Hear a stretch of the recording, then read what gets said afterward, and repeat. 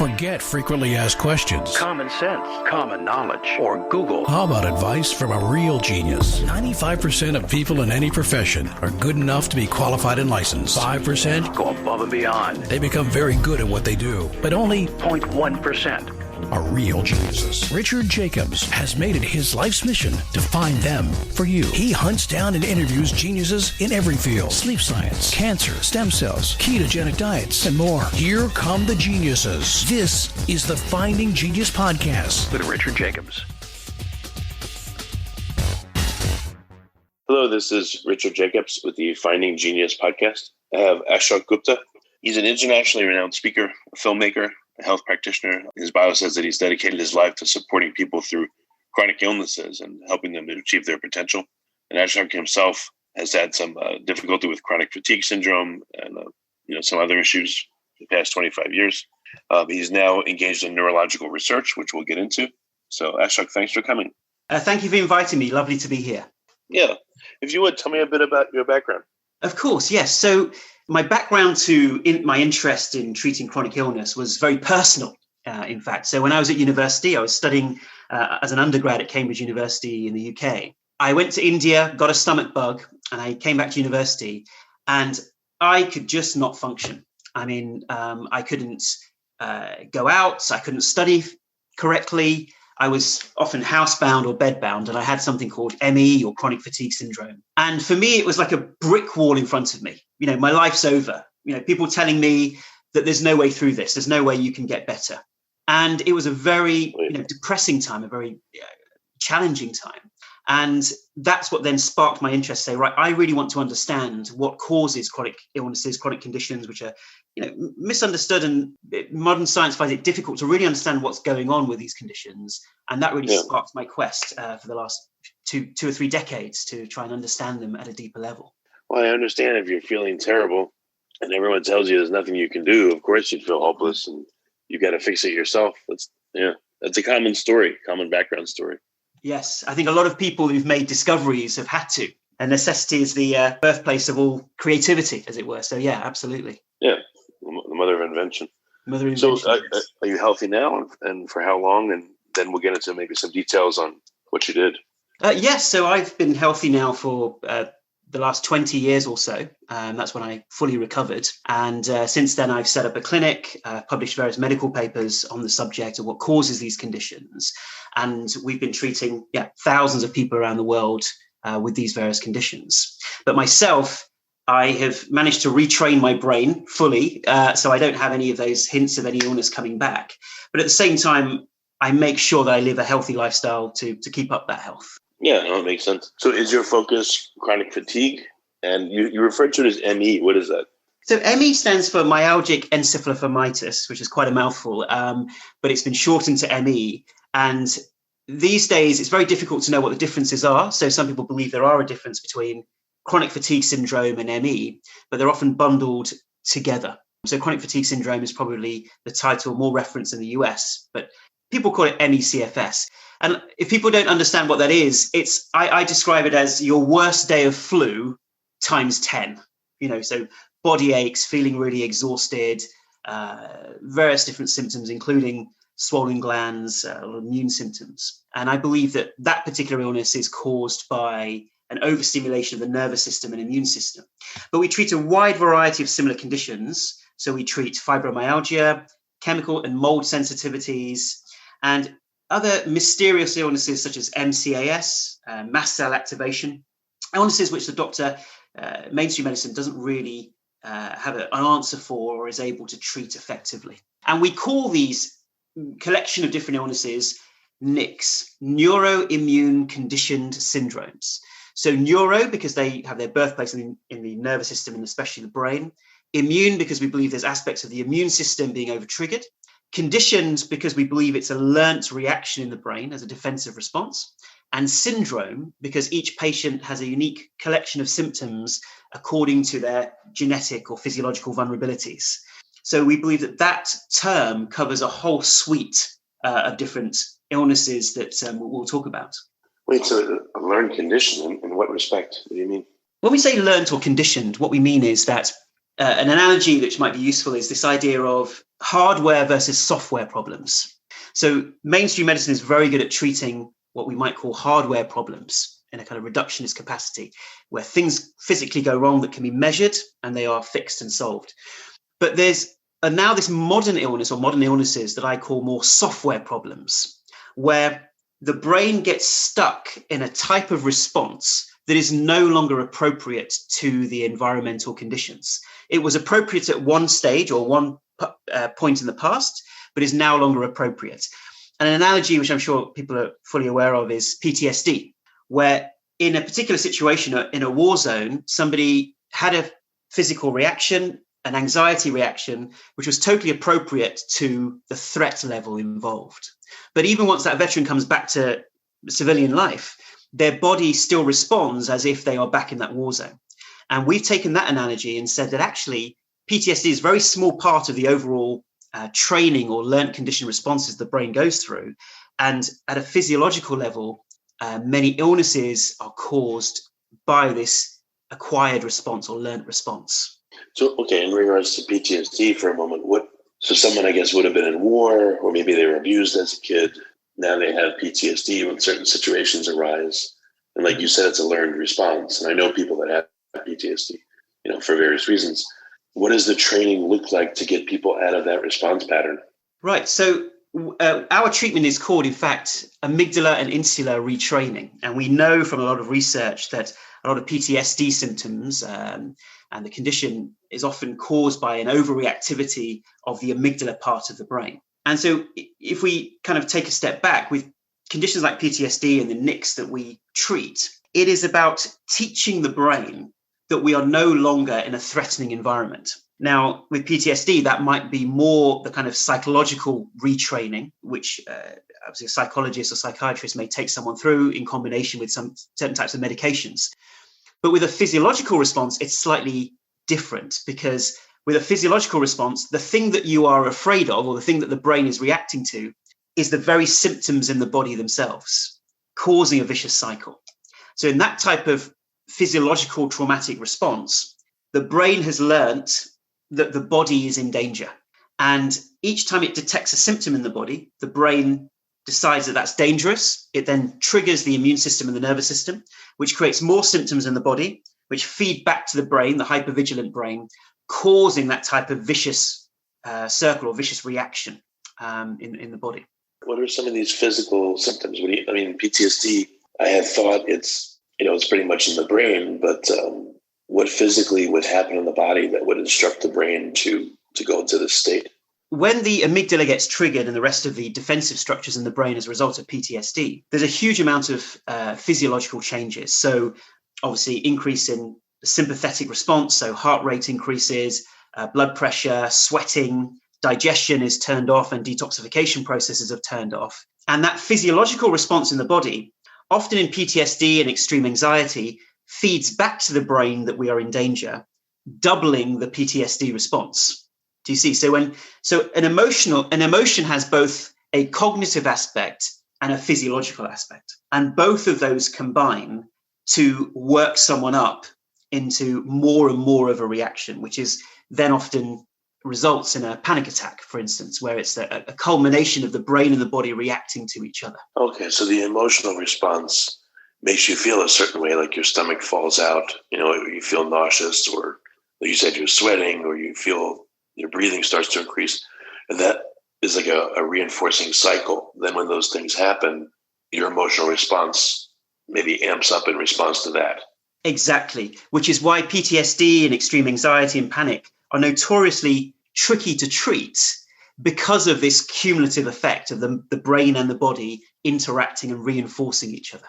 Yes. Okay. Are there physiological-based PTSD conditions that are not emotional? I'm sure there is. There's probably a range of conditions where something happens physically in the body, and then maybe that triggers an emotional response, and then it reinforces itself and escalates.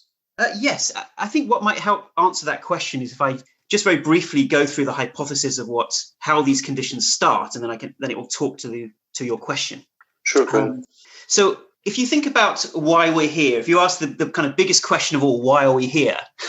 From a philosophical perspective, we can answer that question, or we can answer it from a scientific perspective, which is that we're here because over millions of years of evolution through all of nature, this immune system and this nervous system that we've inherited is designed to keep us alive and pass on our genes to the next generation, right? So we are survival machines. That is the number one priority of our brains and our bodies. And if you look at, like, let's say, the last couple of 100 years, we're suddenly living life very differently to the way perhaps we were living in the past. So we're living in boxes, indoors, sitting down, sedentary, staring at screens, getting stressed. And so our systems already had this predilection towards defending or having a pro-inflammatory response. And then let's say someone is very stressed emotionally and they get the flu. Let's take the example of flu, because most of us can relate to that. We often find that the immune system's effectiveness is low, right? And it takes longer for us to shake off the symptoms of flu. And in that moment, because we now, it's very clear to us that many people die of flu every year, and it is life-threatening. The brain can go into this hyper-defense response where it feels that actually our livelihood is under threat, our lives are under threat.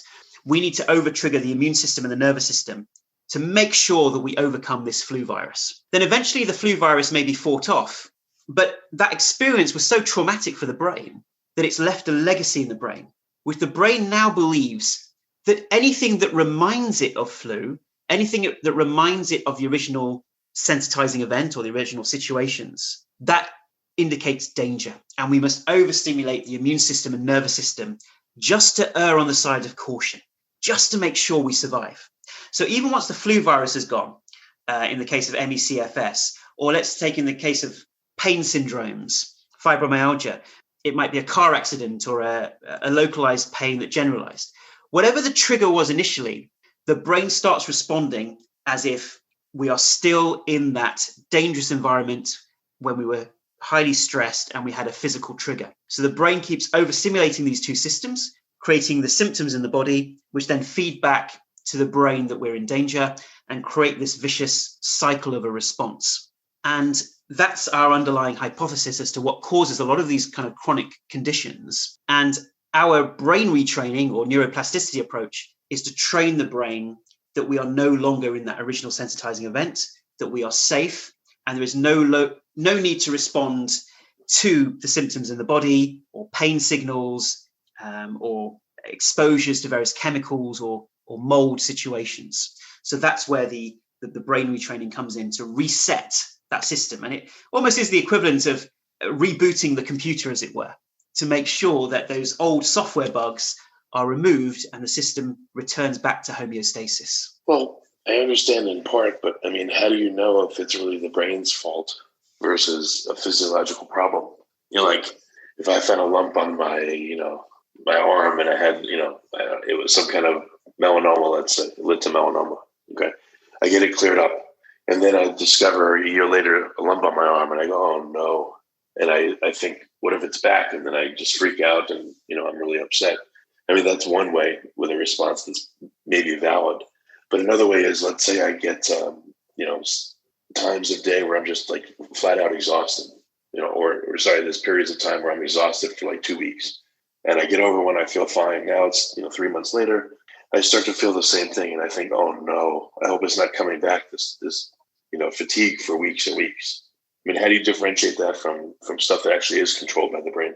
Right. So our hypothesis applies to a certain set of conditions, such as the one we've mentioned, fibromyalgia, ME/CFS. And in those particular conditions, there's a huge amount of brain scan and imaging information, which shows us a lot of abnormalities in the brain. Yeah. Now, there are many abnormalities in many different conditions, but these are quite specific, which seem to indicate a malfunction in the processing of signals coming from the viscera, coming from the body, and a lack of inhibition in the brain. Now, to speak to your point about what happens if I feel fatigue later down the line, in these particular conditions, generally someone they do have ups and downs, but the level and the severity of that fatigue is is very intense. It stops them from being able to function day to day. So situations where people are feeling the normal levels of fatigue are probably down to lifestyle changes or ups and downs in mood or other things that may happen in life. But with these conditions, that learnt response is very severe and intense. If you like this podcast, please click the link in the description to subscribe and review us on iTunes. And you see similar levels of abnormalities in the brain function. Oh, so you're thinking that for chronic fatigue or some of these conditions, the ME/FCS, I believe you called it, you're thinking that when someone feels like the condition's coming back, that it can be stopped if they do a series of, exercises or thoughts or breathing or whatever your protocol is? Yes, exactly. So many of our patients are able to fend off a relapse of the condition by investing back in the tools to make sure that they stay healthy. Okay, so we train them to recognize when those danger signals are coming back, when the brain is going back into that default response of over responding to a situation, and how to fend that off through brain retraining and some of the supporting techniques that we have. Yes, absolutely. Okay. Can you give an example of a scenario, without naming names, obviously, but maybe a specific scenario that comes to mind, and what the training looked like for that person and what happened?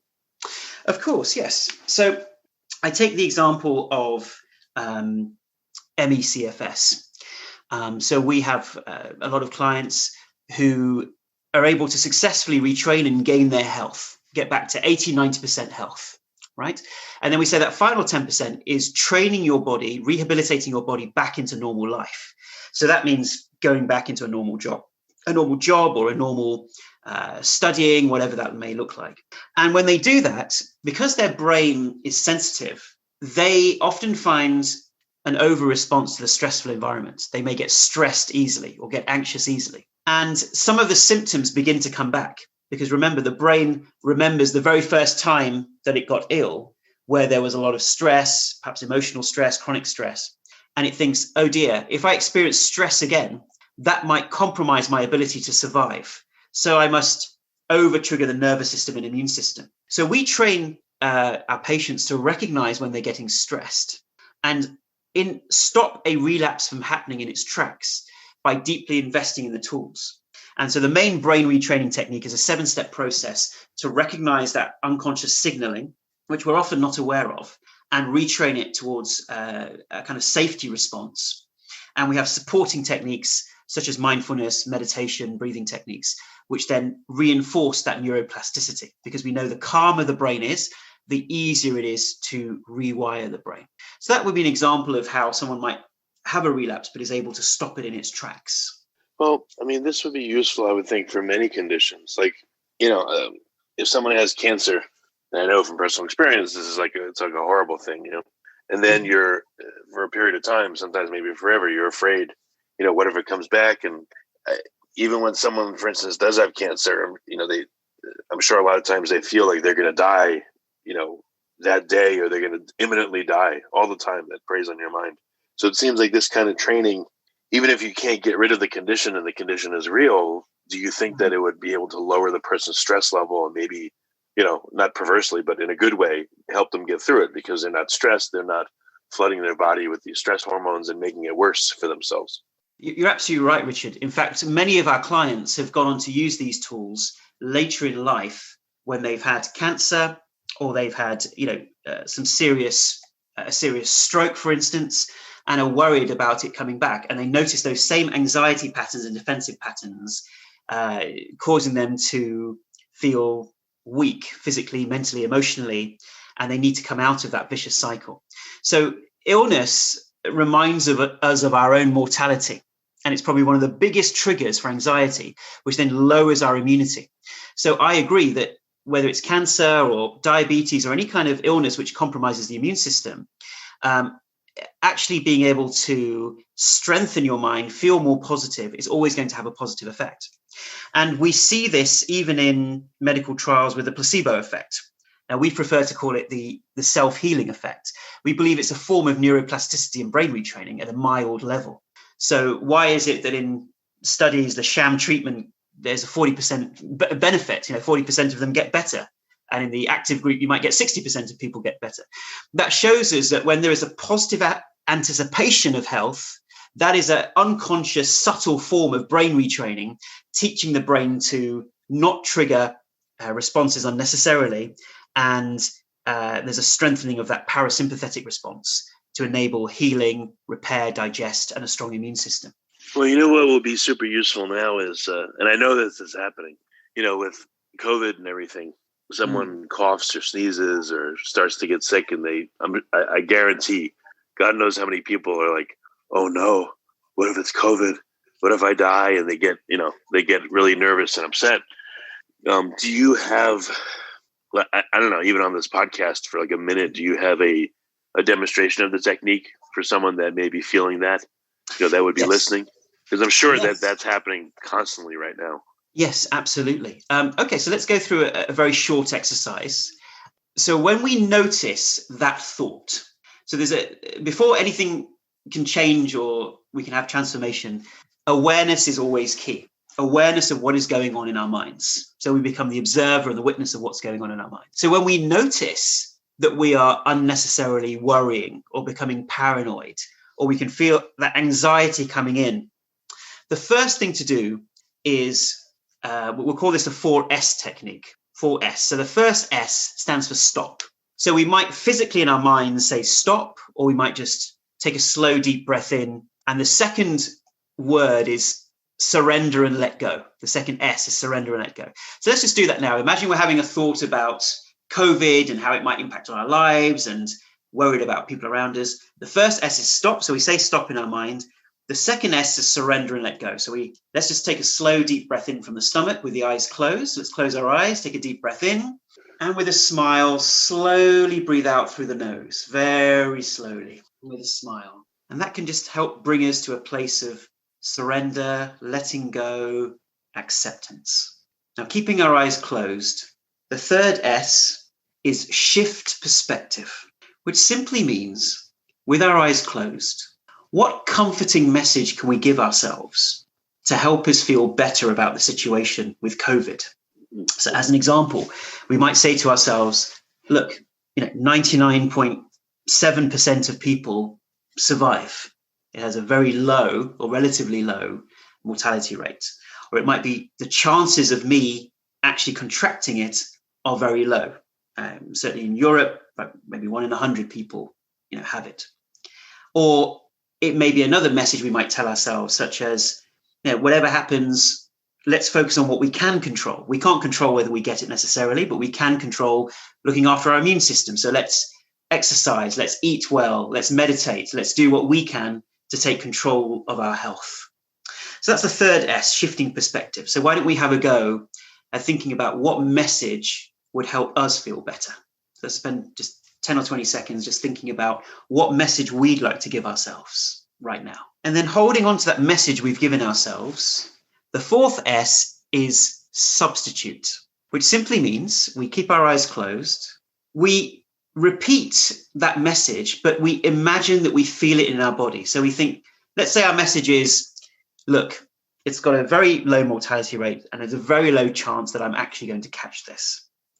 That's a belief that we hold on to. We take a deep breath in, and with a smile, we imagine how we would feel if we had fully integrated that belief. So how do we feel if we have let go, we feel calm and relaxed? So we might say things like, I feel calm and relaxed about COVID, or I let go of trying to control what happens. I feel calm and at peace with COVID. And with a smile, we take a deep breath in, and we smile and we let go and we imagine what it would feel like by saying, I am calm and relaxed about COVID. And let's take another deep breath in. And in our minds, we say, I feel calm and relaxed about COVID. And then just imagine what that feels like to feel that way, using the power of our imagination with a smile. And then holding on to that feeling, we just gently open our eyes. Yeah, so welcome back. That's good. At what state would something like that have a really hard time working? Like, okay, so when someone's getting into a state of being upset, I'm sure there's different levels and phases. Like, when I've been upset about something, sometimes I'm at a peak sometimes I'm only a little bit upset. It's the start of it. So is the idea to jump in as soon as you can before it escalates physically and mentally? Yes, that's one thing. But the key success factor is repetition, because the brain, our unconscious mind, is like a precocious 7-year-old child. You may tell this part of your brain once that we're not in danger, but as far as your brain is concerned, it is enacting a defensive response for your survival or for your protection. So it's repetition that works. So it's telling your mind again and again and again that there's nothing to worry about. And let's take the example. What would you guess is the biggest fear in the population? Oh, right now? Yeah. What would you? Yeah. What? Perhaps not right now, but in general, when they do surveys, what do you imagine is the kind of biggest fear in the population? Well, you'd kind of imagine it's the fear of death. Whereas actually the number one that comes out of surveys is fear of public speaking. Actually. Yeah, I've heard that. Yeah. And so what's interesting is in the similar way, when you're standing up in front of an audience and talking, you try to reassure yourself once, but you have to reassure yourself many times. So it's the repetition of that technique and imagining feeling calm and relaxed and imagining again that eventually retrains your brain through neuroplasticity to no longer react to that situation. So that's an example of very mild brain retraining. But obviously what we do with chronic illness is a lot more deep and profound. Okay, gotcha. Is there any other kind of training if you're, again, in a very amped up state versus only slightly amped up? We find the most powerful techniques are breathing and meditation techniques. So when we have a certain emotion and feel revved up or anxious, that shifts the pattern of breathing that we experience. So when we feel anxious, how do we feel? We start breathing faster and more shallow from the upper chest. The heart starts beating. But interestingly, there's a feedback loop. So if we learn to breathe slowly and deeply from the diaphragm, that sends a feedback message back to our unconscious brain that we are in more safety or there's nothing to worry about. So regular deep breathing techniques, slow rhythmic deep breathing can help calm us down. And that we can do for a few minutes before meditation. And meditation, once people regularly practice, is the most powerful way of both calming ourselves down after a stressful day or stressful reaction, but also preventing us from getting stressed in the first place. And, there's been many studies done, but the most groundbreaking study that should have been front page news around the world was a study published by Harvard 5 years ago, which found that when they followed people for a year in terms of their usage of medical facilities, doctors, hospitals, then they taught them to meditate, and then they followed them for another year. And this was a massive study. This is 5,000 people. They found there was a 42% reduction in the usage of medical facilities, like seeing a doctor or going to a hospital. Can you imagine? 42%. And if that was a drug that Pfizer came up with or GlaxoSmithKline, that would be the number one miracle drug of the 21st century. And yet it exists. It's been scientifically proven, and we have it for free available every day. It just requires that 20 minutes of investment each day. And we can halve our chances of illness and boost our well-being. I mean, it's incredible. Yeah, no, that's excellent. Are there, how do people respond to the techniques? Are they just incorrigible? It just doesn't work for them. They can't calm themselves. Are there advanced techniques for certain people in certain situations? Like, what does it look like?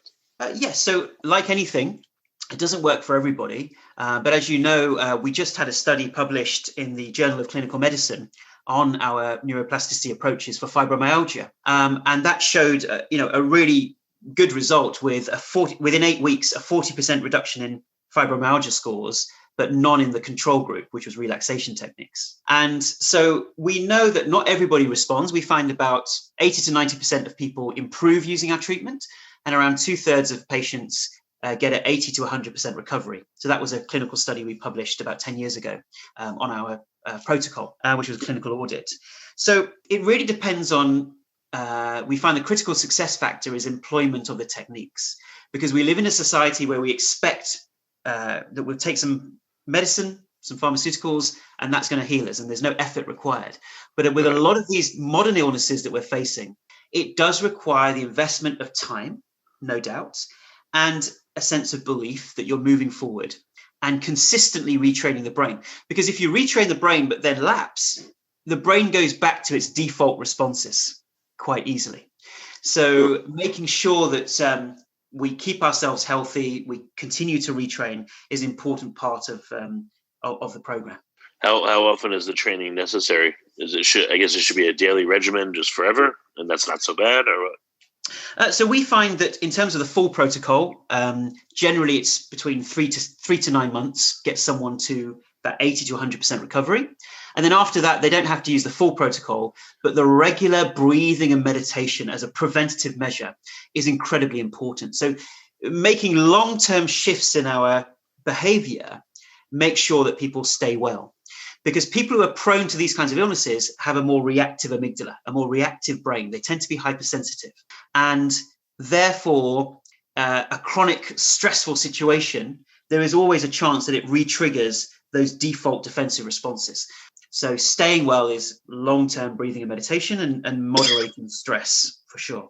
And for you, are you the person that's done it the longest consistently, this program, would you say? Or yes, so we were the original neuroplasticity program. We have been doing this since 1999, and we published online in 2007 in terms of the program being available online.